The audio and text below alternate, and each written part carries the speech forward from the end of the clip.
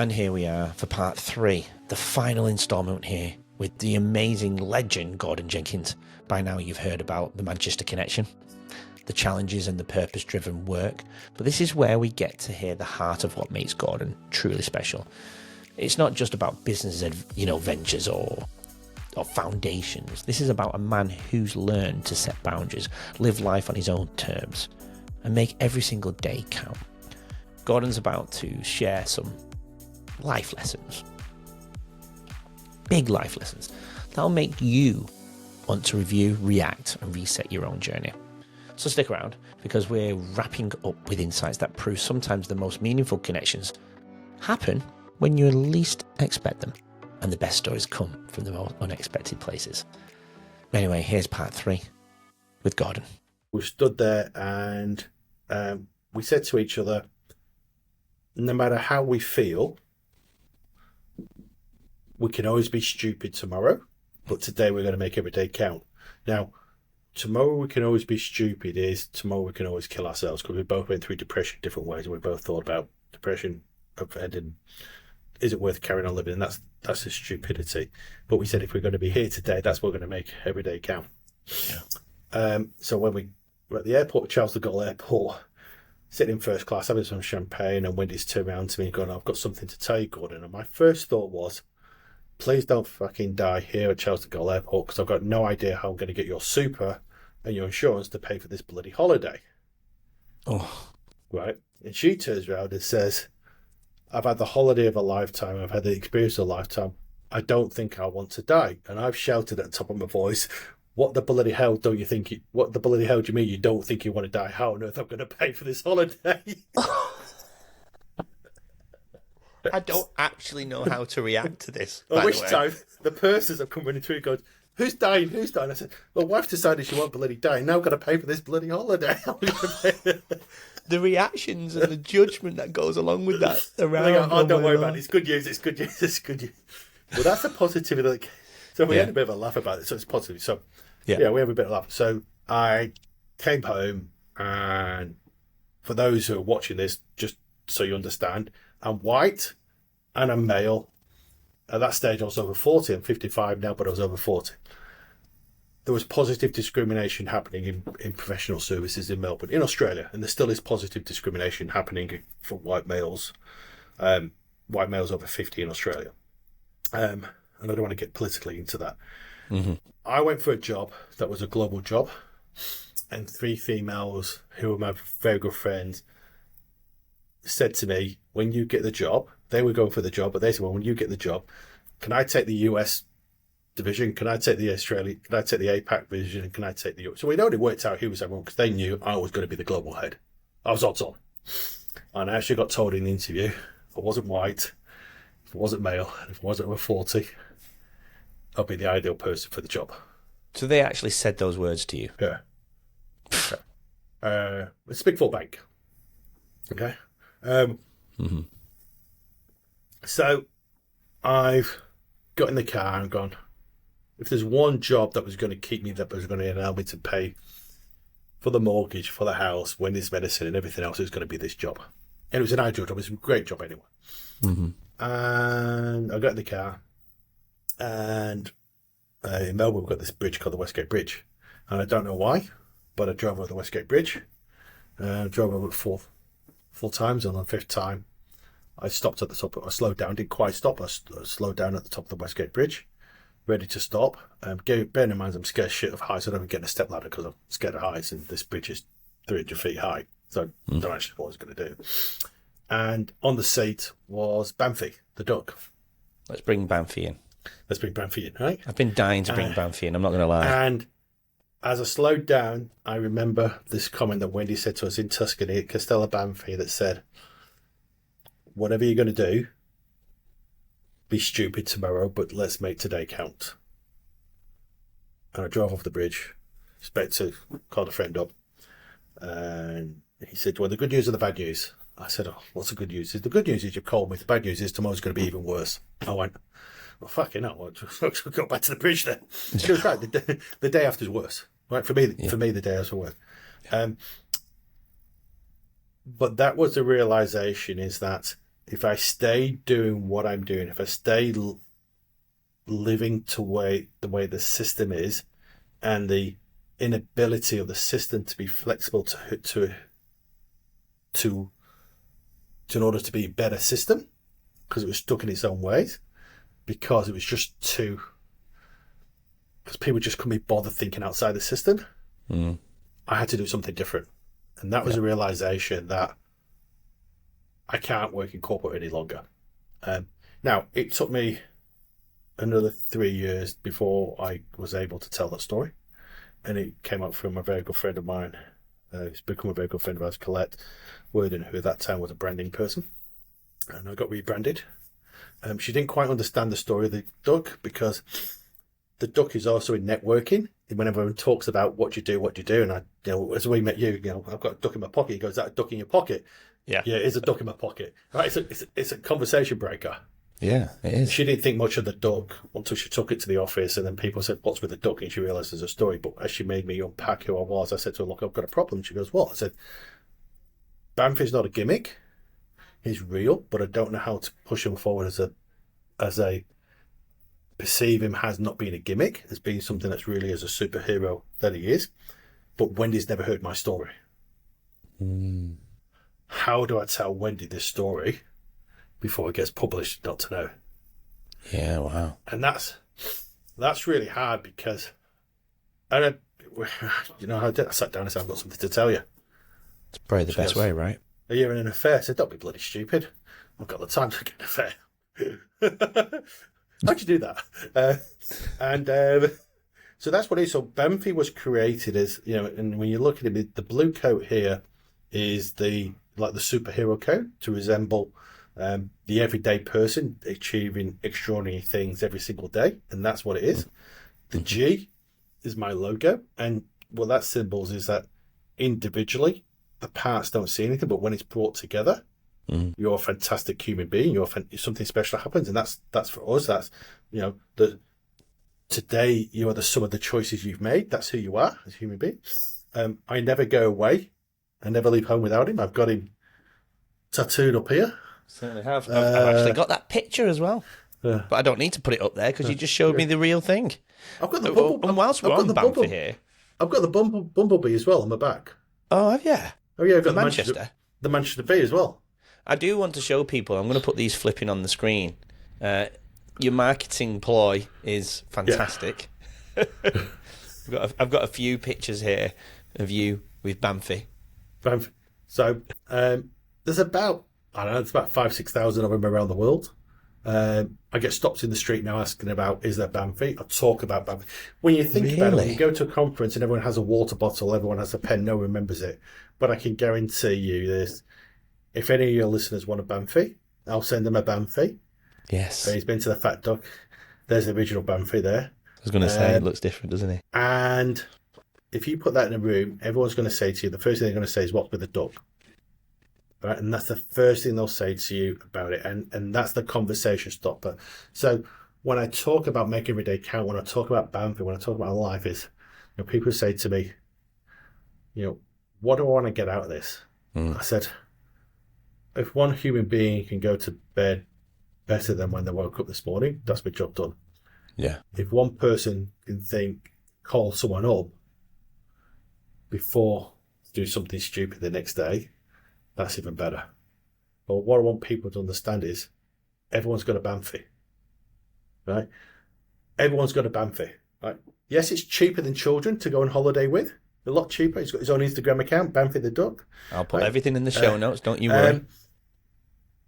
But he's my rock. He's my safeguard. I don't go anywhere without him. To the point where Wendy goes, I have actually missed a flight going back because I left my ducks at home. Really? Yeah. So I will never go traveling. I'll take 15, 20 ducks with me. I'll be lucky if I bring anything back. I get stopped on the street now when people say to me, "Have you got a duck in your pocket?" Really? They know who you are. So when people meet me, they'll see me like I'm all in blue. I've got odd shoes.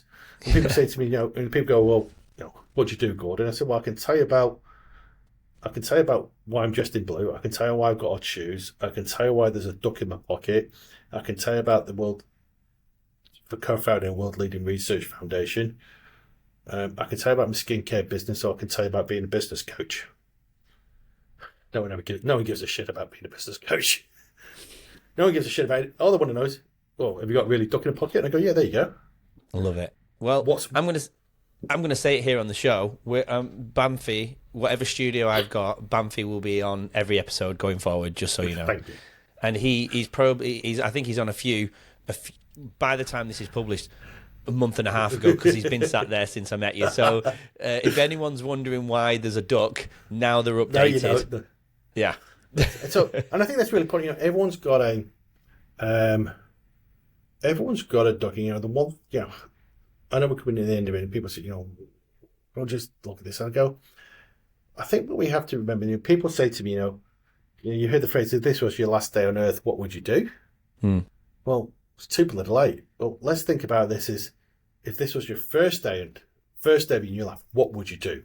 Yeah. So, you know, enjoy every opportunity in life, because we're going to be dead a long time. Right? Enjoy it. You've only here once. This is, you know, if I look back and I think we're in 2025, 24, 25 has probably been one of the hardest years of my life. Hardest years. What year was, sorry?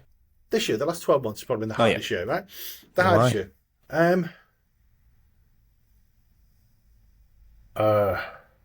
Not because of me. I met Andy. That was bad. And he stuck around. That was even worse.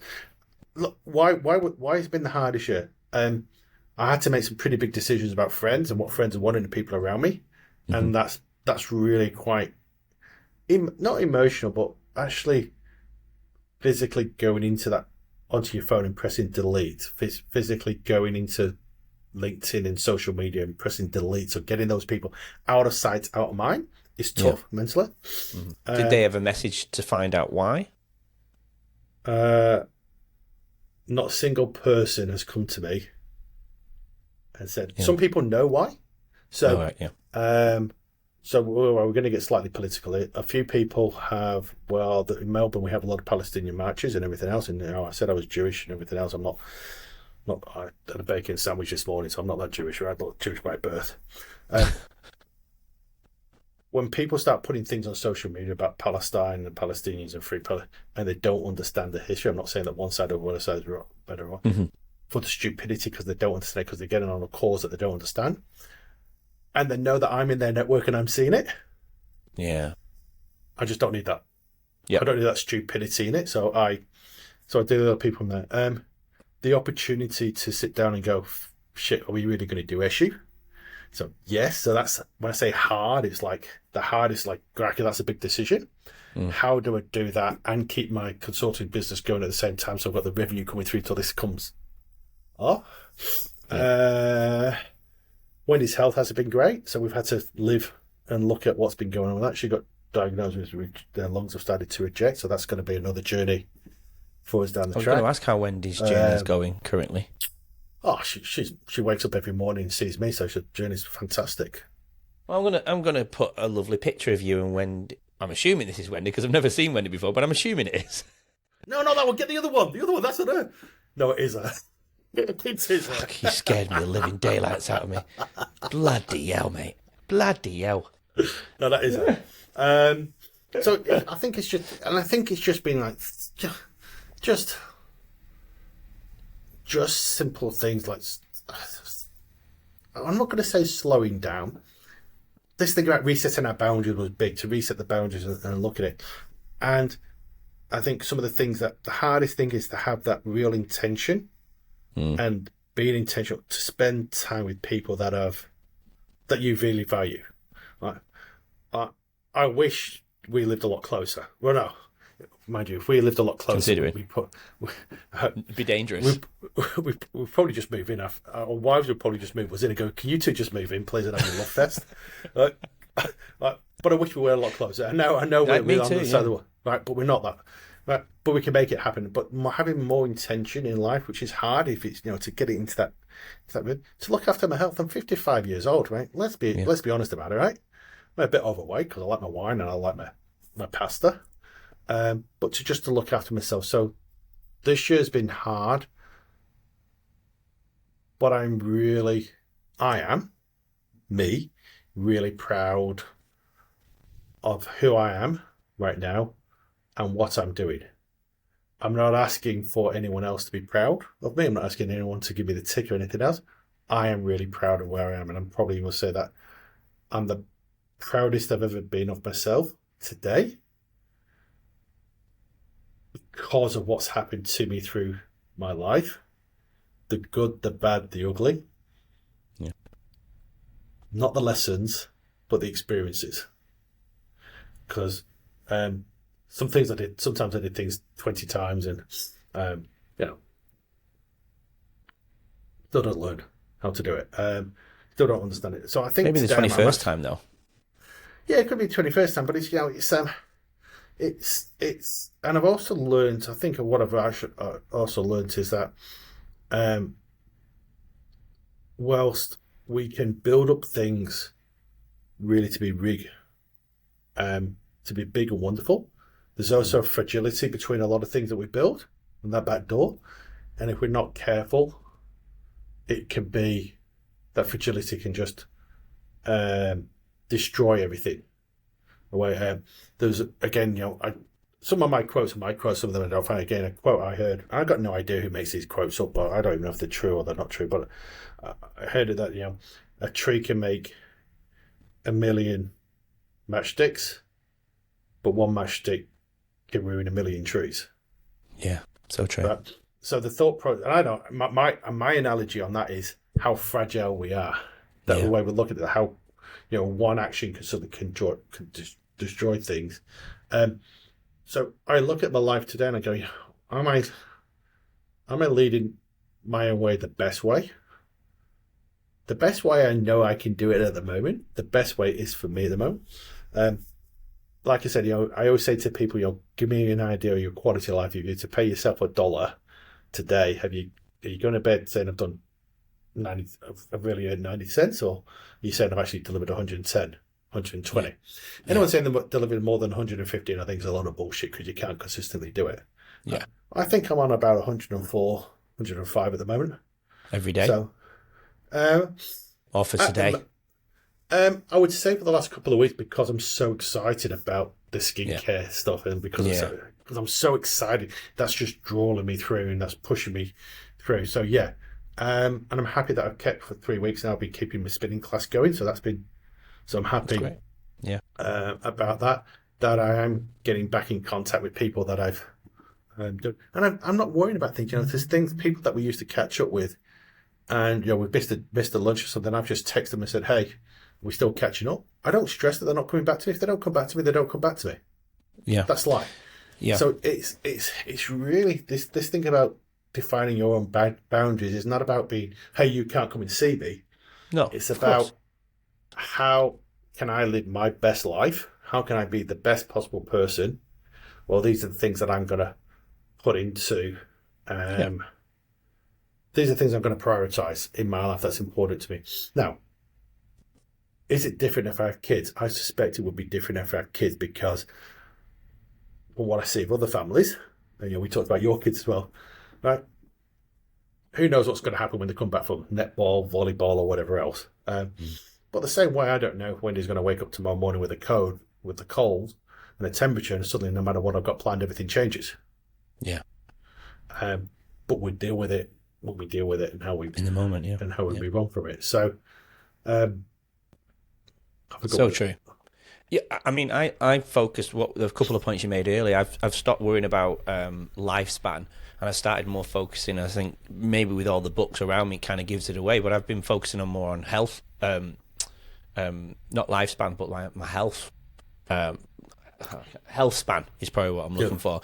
If I preserve myself and I look at it as a root cause perspective prevention rather than reactive. I mean, I have to react with what I mentioned before with my hip and my back, and I have to be reactive there because I didn't assume that was ever going to happen. But I think some of the things that I've put into place, I'm preventing a lot of things, and hopefully I can have that longevity of life, so I can be with my children, so I can have good connection and relationships, and so I can see my grandchildren and not be aching, even though I'm aching right now with my hip. But I will get that sorted. I'm pretty positive. Doesn't bring me down. But I think the old Andy, with the things that I'd gone through with workplace toxicity and sepsis shock and almost going into a coma 3 years ago, etc., which my viewers are very, very, very much aware of, I would have worried. I would have gone into darkness. I would have gone into a pit, and I would have worried about what people thought. And I think with some of the change that I've made towards my food and my health and the way things slide off my back, and I really don't worry like I used to. And I connected with what you've just said about friends. If my intentions are good and I'm trying, and I've never done it, I've not said anything to hurt anybody, but they may have taken it the wrong way. The old Andy would have lost sleep over that, even if you know what I mean. And now I'm like, well, my intention was pure. I can live with that. If they decide to go the other way and have not come to speak to me about it, at least, well, then so be it. I'm okay. Even things recently have just happened here with, the children, and you can't predict these politics in sports and stuff like that. The old Andy would have sweated his back out over some of the comments. And I'm like, today, look at me, and I filmed last night, and I was pretty happy. The old Andy would have cancelled that. I think and it's so good you hear that, because, I talk about this very, I wish more people would be more open like we are. And I know a lot of guests are really open, but it's still a very small percentage of people that are willing to be. And I've listened to some of the guests. I haven't listened to all of them. I listened to some of them. Not a single one of them's asking for sympathy or mercy, everything else. They're telling them their story, and the idea of this story is that they're ordinary people. Now they're ordinary people achieving extraordinary things. I'm trying to not use the word ordinary. I'm saying that everyday people, the people that everyone here can relate to. It's not an Olympic champion that's up there saying, "Hey, look at me," and you're running around with. See, these are everyday people. The people like me and you. We're not special in a way. We're not being gracious or anything else like. We're just being the best version of what we've got with us at the moment and what we know. And that's right. If people don't like that, tough. So be it. Right? I go, there's 9 billion people in the world. All right, 4.5 billion don't like me, and that's okay. And the other 4.5 billion there, I only need a really small percentage to like me. Now that small percentage to like me, I only need really, really, really, really, really, really, really, really, really, really small people. That's right. To really, really like me. And if it's not you, that's okay. If you're not ready to be in the world that I'm living, so if you're not ready to be in the world that I'm living, that's okay. Totally. I'm ready. If you're ready, though, mate. I'm ready. I am ready. Well, with that bucket list thing in mind that you mentioned before about your world trip, before you thought Wendy, and Wendy thought we were going to pass. I think it ties in nicely. Did you get that bucket list inspiration from our good mutual friend, former guest, Trav Bell, the bucket list guy, the world-renowned bucket list guy? So it's funny. So one thing that people didn't know is when Andy and I met and we started talking, we started talking to he talks about Trav Bell. So Trav Bell, did he speak, of course, and we're good friends and we follow each other. I think I've never heard of the bucket list till I met Trav. I think what Trav did for me was put it into that container of what it is, and I don't think I'm pinching anything from Trav's book, but I kind of like say everyone's built a trap. So my bucket list is every day. I have a bucket list. I have things I'm going to do every day. So things I live my life. I don't have any more than 3 things on a to-do list. In fact, I write not to-do lists as opposed to to-do lists. Right? To give myself the blueprint. And if you haven't got it, go and buy it. Yeah, buy this book, guys. It's an awesome book. And check out the episode with Trav Bell. But things I do is, like, Wendy and I have a date night every other Wednesday. Right? For 2 hours, the mobile phones are off. And it's not a big meal. It's probably $50 or so $100. And we just sit and talk to each other. It's a date night. Right? That's the commitment we make to ourselves. There's things like the Friday. I won't do the Friday to do that. So tomorrow, tomorrow's Friday. And I'm actually going into the city to my favourite Italian restaurant. I've got no one to go with. haven't seen them for 3 weeks. I'm just going to go and have lunch by myself. Love that. I can guarantee that there will be someone in that restaurant that will come up to me and say, "Have you got the duck in your pocket?" And the duck. Document it. Put it on social media. So I'll put that on there. So I'll do that. So there's things that we said. So the bucket list is happening. So Wendy and I are actually off to Spain and Italy in July, August this year. Again, we took it for granted that our health was going well. The health isn't going well. So we went, hey, we need to get this bucket list done again. Then, so we're going back now because we might not be able to go back next year. So I say to people on that bucket list, yes, have those things if you want to do Kokoda, climb Everest, whatever else. But your bucket list, it can also be, I'm going to leave work at 4:30 and I am going to have dinner with my kids at 5 o'clock. Yeah, right? Totally. That is a commitment, right? Now, it's okay to have it as a bucket list. It's different to say to your kids, I'm going to do it. Right? And your kids, as soon as your kids expect that happens, right? Yeah. So the bucket list, I think you can make the bucket list, and you can make it this big thing, and you have these goals and vision, but it can actually be anything that you actually want it to be at the same time. I mean, some of the stuff Trav does, I go, and we're going to get me doing that shit. He's amazing, isn't he? He's in Bali at the moment. So it's different things, you know. I'm going to get another tattoo. I'm going to get the most anorexic puma tattooed on my shoulder here because I've got no muscles. Love it. Because I love puma. So I think what is a bucket list? A bucket list is things to look forward to. Absolutely. Right? So if you can done have quite a lot of that, haven't you? Yeah. So if the New Zealand rugby team, their success is built off the 3 R's, which is review, react, reset. So every time when they play, they review the play, they reset, and they react. Or they react and reset.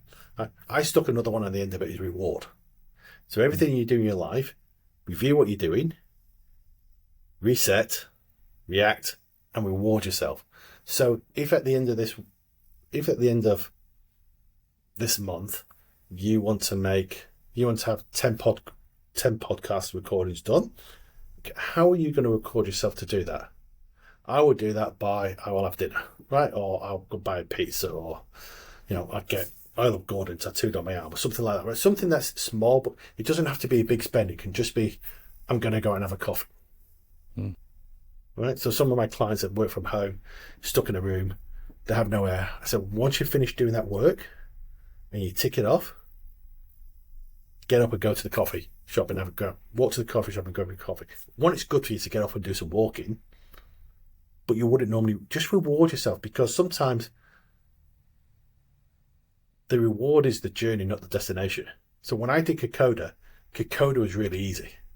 Yeah. I got more out of the preparation and working with this group of people I've never met before, training with them on a weekly basis and seeing my health. I got more out of that than I actually did out of Kokoda. Yeah. Because Kokoda was just a mindset. Totally. So, and people forget, people are just looking at, when I lose weight, I will do this. Well, no. When you lose 5 kilos, give yourself this. When you lose 10 kilos, give yourself this. Right? Reward yourself along the way, because if you reward yourself along the way, you actually want to do more and more and more of it. That's it. Yeah. And, you know, so we're always looking at the end, and you'll never get to the end. Yeah. Because the end, when you realise where you can go, you suddenly the end, really, I could have actually gone a lot further. That's right. And that's why for the podcast, the money was never on my mind. It was about just enjoying the process and let's see where it flies. And money still isn't part of my journey with the podcast. I just love doing this podcast. And I love the journey. And this is what I say. If you focus in business, if you focus on how much money you make, it's a completely different mentality to focus on bringing something in that people want, and then money will follow. So I never follow the money. Right? If I keep on doing what I do, the money will work itself out. Right? Because what will happen is you'll get started, you know, the whole thing about, you'll start getting people that are intrigued and compelled and want to be part of your tribe and be part of it, and those are going to start paying for it. That's right. Right. Absolutely. And that's the beauty of it. Love it. Well, Have we covered everything? Have we covered my life in and out? Is that it? My life's been covered in 90 minutes. Bloody hell. Well, I mean, I feel like we could probably go a lot deeper to here. We might need a part 2 one day. But before my kids start rolling in being loud, I normally end the conversation, though, with 3 final questions. But before we go with those 3, and I feel like you've just recently answered them, if I'm being honest. If there's anything that we missed from your journey that the viewers can get something out of, is there anything that you think we've missed from your story? Well, whatever you missed is it on social media, and that's where it's going to stay.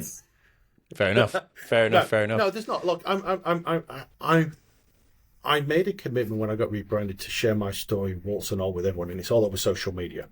Okay, yeah. And people will find certain parts of it relating to them, and certain parts not relating to them. I want to say to people, and I say this to any of the guests, anyone listening to any of this, do go on and read their websites, read their about statement, and look at their social, because it's not just, this is just a snippet of who they are, and you're never going to cover their lives and what they've got. Because we're going to finish this, I'm going, oh shit, I should have mentioned this. But of course, if one little snippet resonates, go just spend 5 minutes on their website and see if there's anything else that resonates with them, because there's going to be other stuff that may resonate with them. We only brushed on what it means to be a carer. There's so much more to be behind what it means to be a carer. We could have gone deep there. Yeah, we couldn't have worked on how I price myself to be an entrepreneur, and why don't I like the word entrepreneur? Why we talked about the positive discrimination on white males over 50 and everything else. So there's so much. We'll do another part for that. We could do controversial stuff. Yeah. And that's how you get noticed, right? Yeah. So, future plans for you. I know you mentioned it before, obviously, with the new business that's about to arrive. But outside of that, is there anything that you'd like to add to your future plans? Well, when I sell my skincare business for millions of dollars, we'll be doing the next podcast drinking pina coladas from a beach. Look, there's things I'd like to do in the lung transplant world, which I think is possible, but it's beyond me as a person to do. It needs a team. It needs the government to get together to do that. And I think once that happens economically, it will be viable to do that. Personally, I've always said if I can get underneath 100 kilos, I'll be happy. If I can get close to 100 kilos, I think I'll be happy. I think I was born 100 kilos. I don't ever remember myself being under 100 kilos. So I think, for me, that's something which I'll look forward to. Just treating my body better, I think would be a good thing for me to look forward to. Whatever that means. That's both physically and soul and spiritually as well. Yeah. Beautiful. Perfect. Your purpose, Gordon, it's pretty clear what your purpose is, but I always ask the guest to put it into a very simple line. If you could put it into one quick phrase, short statement, what would that be? To go to bed a better human being than I woke up. What a perfect way to end. Perfect. Gordon, thank you for joining me on my journey. I appreciate your journey. You've done wonderful things. Coming from that dark space you and Wendy were going through, and still struggling, but with light in your eyes is amazing. So I appreciate you sharing your wisdom. A lot of people will get a lot from our conversation today, and I appreciate your time, Gordon. And going forward, welcome to my world. Thank you for being a good friend, and I hope we continue to be a good friend as well. We'll see you down on the beach very shortly. Absolutely. You're welcome here anytime. And you're supposed to be planning, hopefully by the time this is aired, you'll have already been for that coffee. Well, hopefully, yeah. Hopefully we've done that already. Alrighty. Well, from everybody, thank you for joining us on Leading Our Own Way once again. And another amazing guest, Mr. Gordon Jenkins. Please check him out. I'll put everything on the on the show notes and the links for him to click and go and see. Get a Bamfy. We'll get you one sent. Yeah, definitely. Spread that love around the world. Absolutely. Well, until next week for another amazing guest, have a great weekend. And don't forget to keep leading your own way. We'll see you next week. Take care. Bye. Gordon Jenkins, everyone. What an absolute journey we've just been on together. From those Manchester streets, just 3 doors down from where I grew up. Not 3 doors, I meant 3 streets. To that life-changing moment on the Westgate Bridge. To Bamfy the Duck, the Longitude Foundation, and everything in between. Mate, your story is proof that sometimes the most extraordinary transformations come from the darkest moments. What strikes me most about Gordon isn't just his resilience, though. Bloody hell, he's got it in spades, hasn't it? It's how he takes every challenge, every setback, every movement where life tried to knock him down and turn it into fuel for helping others. The Longitude Foundation, the skincare business, the way he talks about making every day count. It's all connected by this incredible thread of purpose. And that moment with Wendy, those words that changed everything when he was standing on the bridge, that's the kind of story that reminds us why we share these conversations. Because you never know who's listening, who needs to hear that they're not alone, that there's always another way forward. Gordon, thanks for being so bloody honest with us across these 3 parts. Your journey from those dark moments to finding something that genuinely helps people breathe easier, both literally and figuratively, of course. It's inspiring as hell. And the fact that we connected here in Melbourne after growing up 3 streets apart, that's just the universe having a laugh, isn't it? Let's face it. For everyone who's been with us across all 3 parts here on YouTube or on Spotify and Apple, please go there too. Gordon's shown us that review, react and reset isn't just a catchy phrase. It's way of life. Whether you're facing your own bridge moment, trying to find your purpose, or just figuring out how to make tomorrow better than ever, or better than today even, there's something in Gordon's story for all of us. Keep following Gordon's journey with the Longitude Foundation. Watch out for his business ventures, and most importantly, remember that sometimes the meaningful connections happen when you least expect them. Whether it's bumping into someone from your old neighbourhood or discovering that conversation can change everything. Until next time, you absolutely incredible people, thanks for keep coming back, keep leading your own way, stay open to those unexpected connections, and remember, every day is a chance to make it count. Thanks for joining us on this incredible 3-part journey with Gordon Jenkins. Keep leading your own way, have a great weekend. Come back next week for another amazing guest. Enjoy. Thanks for listening and watching Leading Our Own Way. So we can stay together forever and share more incredible journeys, please subscribe to the channel. That way you won't miss next week's episode and what that amazing guest has to offer to the world. Please support Leading Our Own Way, and we'll get you on next week's episode.